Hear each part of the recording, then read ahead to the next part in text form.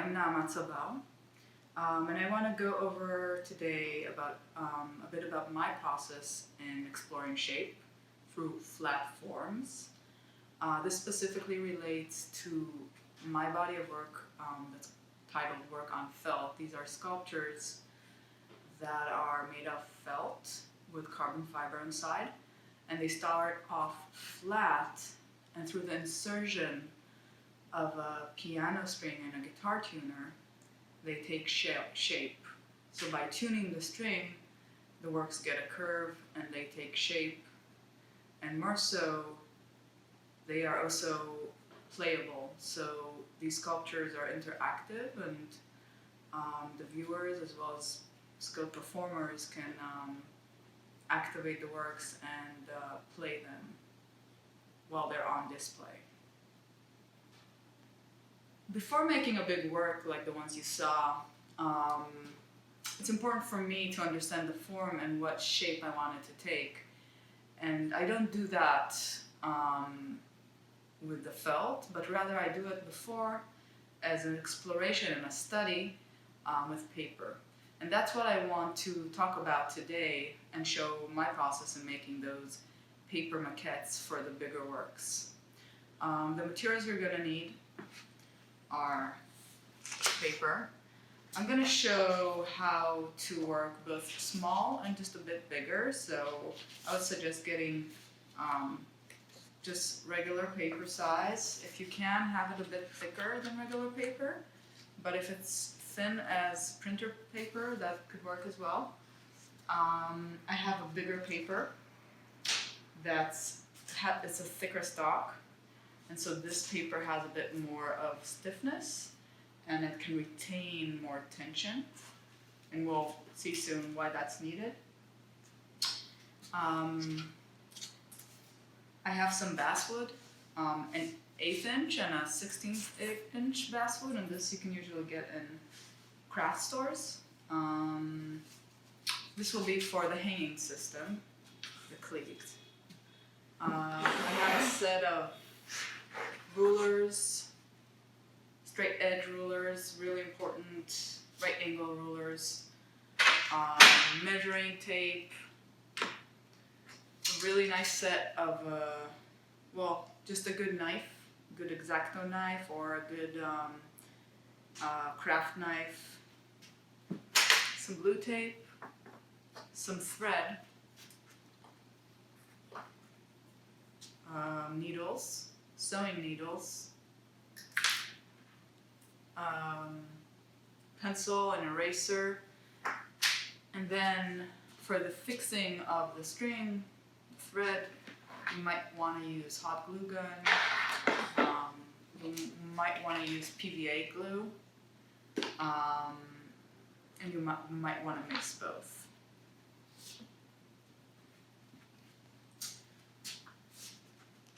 I'm going to start with showing you the fastest, quickest way to explore your forms, your sculptural forms.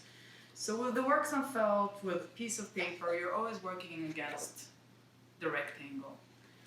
And within the rectangle, you already have a set of boundaries that you're trying to perhaps break or get away from or expand. And so when you look at a letter size paper like this, for me the first thought is, how can a rectangle become something else? How can a rectangle be changed? How can a work on paper, which we're used to seeing drawing on paper, painting, collage, how can a work on paper, which is a flat format, become sculpture, take shape, be three-dimensional? And so the simplest way and the easiest way to do this is, in my experience, take a thread, take a sewing needle,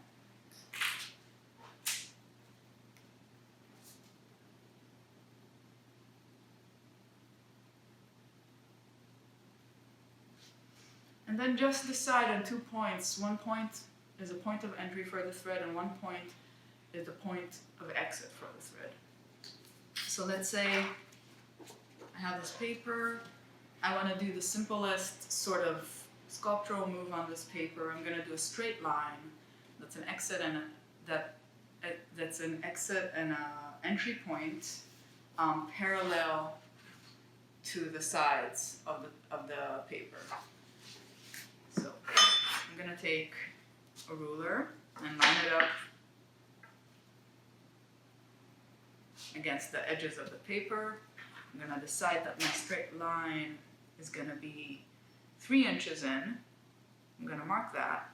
And then I'm going to take a point on the bottom of the paper, again having the ruler against the edge of the paper, same edge, and I mark another 3. And so I have small marks. I have a point of entry and a point of exit. Before I start threading the thread through the paper, I'm going to make 2 holes with the needle so I know where these points are. Then I'm going to start from the back of the paper, what I consider to be the back of the work. And I'm going to thread in once and not go all the way out. If you want to do a quick sculpture, you can use tape. You can use blue tape. You might want to use some masking tape that's kind of white and you don't see it as much as blue tape. But I use a tape to fix the thread on the back. Now this is my front, and I go through the other hole. At this point I have a rectangle with a line going through it. And what I want to do is I want to create something that is not two-dimensional, that is not just a flat plane, but rather something that has a curve. And so I pull the thread, and that creates a curve in the work. I'm going to decide how much curve I want. Let's say I want something like this. I'm going to put my finger on the edge just to hold it. Then I'm going to take another piece of tape and I'm going to stick it to the back so it holds this curve.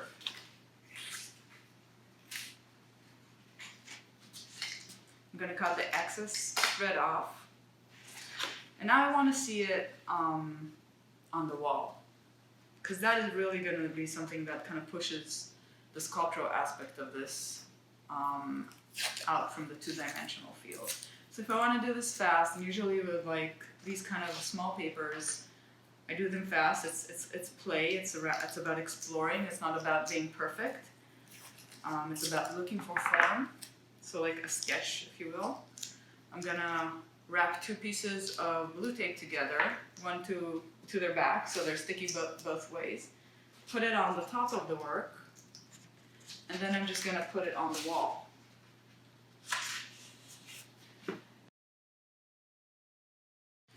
So now that we did the first, most simplest form, I'm gonna be a bit more playful, and I'm gonna start thinking about inserting cuts into the rectangle.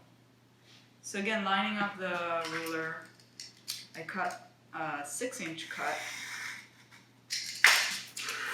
So I have a sort of leg. Now again, taking thread,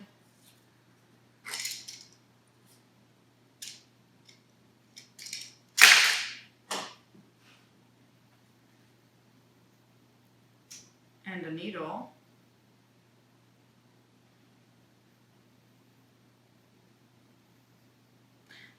I do an exit and an entry point.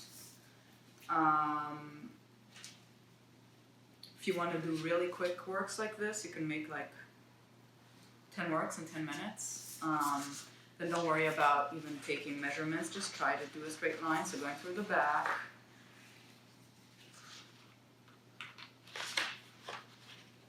going through the back, fixing the thread, and then doing a straight line. Again, going with for a straight line this time. Straight-ish. And then I have a leg that goes up. Fixing that. Putting that on the wall. So I got this.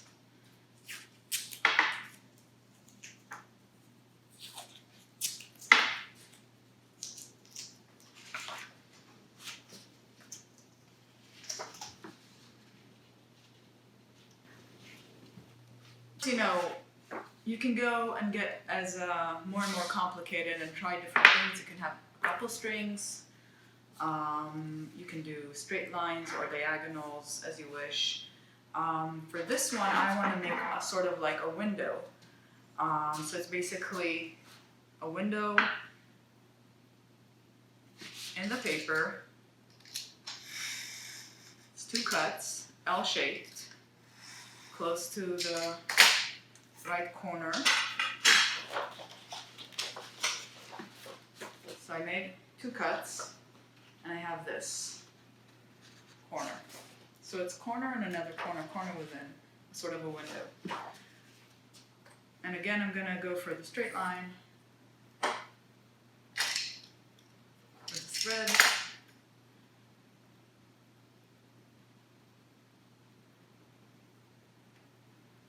Going in through the upper part of the inner corner that I just cut out. Fixing it with tape.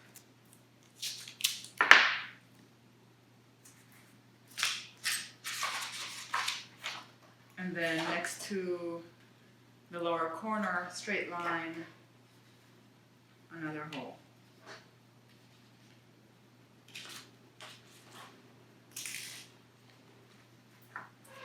Getting the tape ready so I can fix that. And just to show you what I have now is a sort of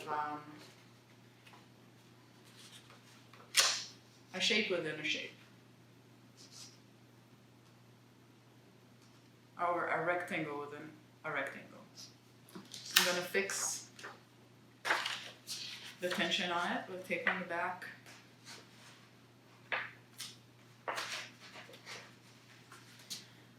And then put it on the wall.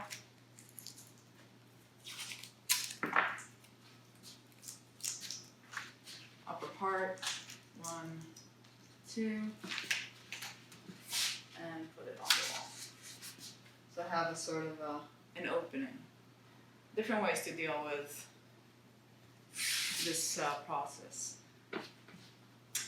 The next step, if you did a few of these and you feel one of them is so successful, you would want to see it in a bigger format.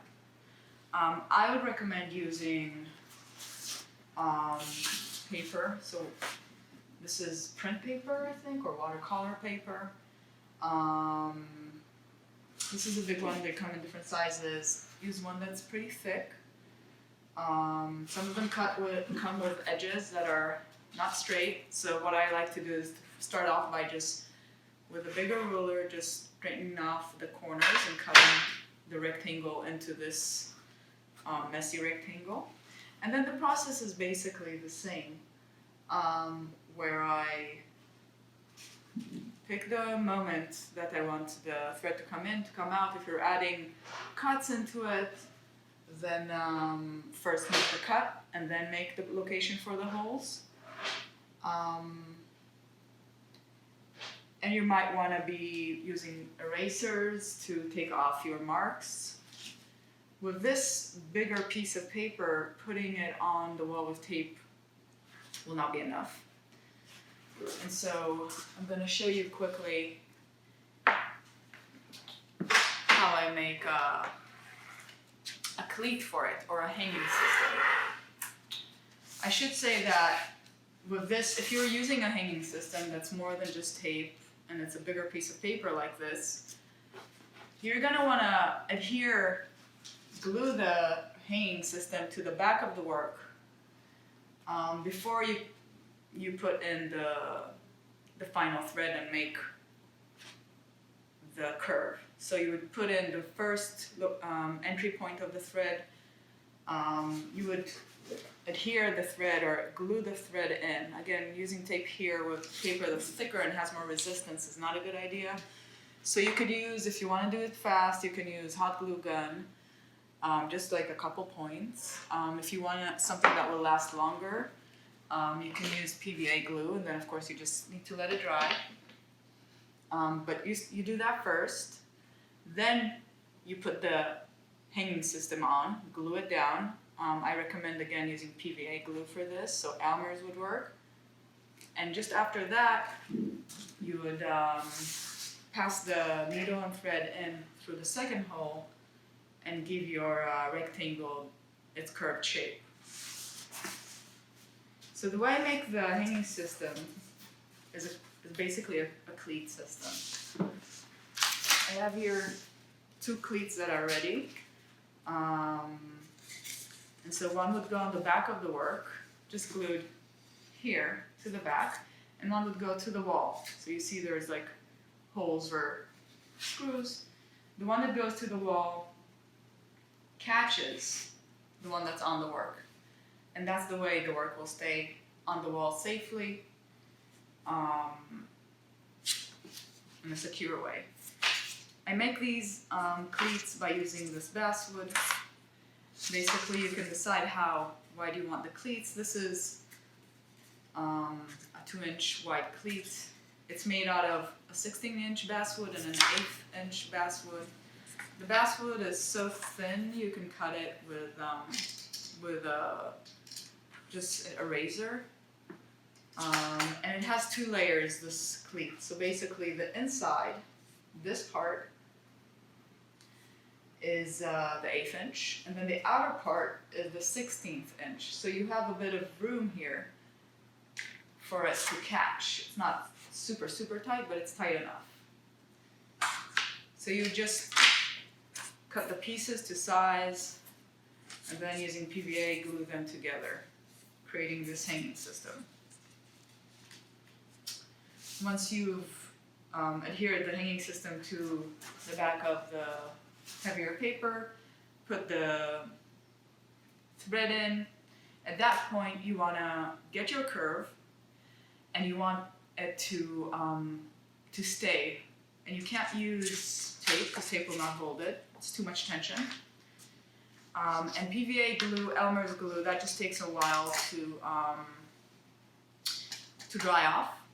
And so at this point, I do recommend using hot glue gun to get your curve, and then just put a small ball of hot glue on a point on the back, on the thread.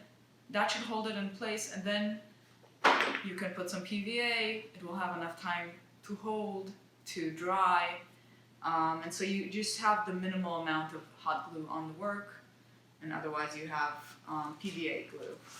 So I decided to remake the form that I liked the most out of the 3 forms I did at first.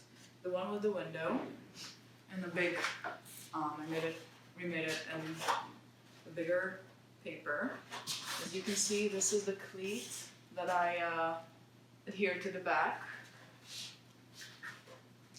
And now I can put it on the wall on this cleat. So just slide it in, and it holds securely on the wall.